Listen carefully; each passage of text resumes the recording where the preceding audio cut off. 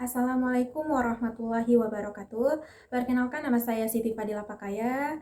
Saya dari program studi pendidikan matematika, jurusan matematika.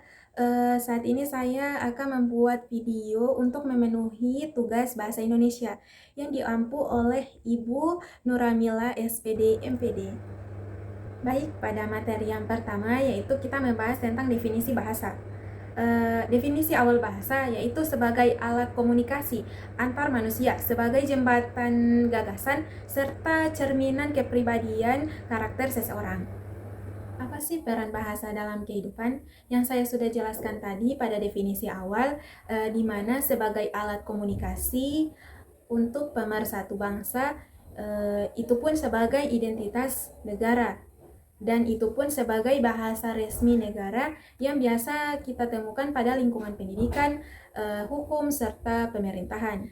Kemudian terkait tentang ciri-ciri bahasa serta fungsi bahasa. Perlu kita ketahui bahwa ciri bahasa itu meliputi tentang sistematis. Yang dimaksud bahasa sistematis yaitu bahasa yang memiliki pola teratur, kemudian memiliki ciri bahasa arbitrer atau biasa yang disebut sebagai mana suka, kemudian konvensional, produktif, unik, serta dinamis. Yang dimaksud dengan bahasa secara dinamis yaitu bahasa yang berubah secara perkembangan zamannya. Kemudian fungsi bahasa perlu kita ketahui yaitu yang pertama sebagai alat komunikasi, yaitu menyampaikan informasi, ide, ataupun perasaan. Yang kedua yaitu sebagai alat mengekspresikan diri. Contohnya yaitu mengungkapkan perasaan atau secara emosional. Yang ketiga yaitu sebagai alat integritas dan adaptasi sosial, yaitu di mana kita harus menyesuaikan diri atau berintegrasi dengan lingkungan sekitar. Kemudian yaitu materi yang kedua tentang asal-usul bahasa Indonesia.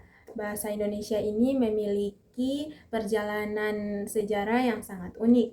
Lalu asal-usul ini dibentuk dari akar bahasa Melayu kuno dari abad 7 hingga abad ke-13. Kemudian dipengaruhi oleh bahasa Sanskrit. Kemudian peran dalam kerajaan Sriwijaya. Sumpah Pemuda pada tahun 1928 serta Proklamasi Kemerdekaan Indonesia pada tahun 1945. Lalu terkait dengan perkembangan ejaan bahasa Indonesia pada tahun 1901 oleh Panesion. Lalu terkait dengan pembakuan bahasa Indonesia. Pada tahun 1945, bahasa Indonesia diresmikan sebagai bahasa negara dalam Undang-Undang Dasar 1945. Pada tahun 1972, ejaan bahasa Indonesia disempurnakan oleh EYD.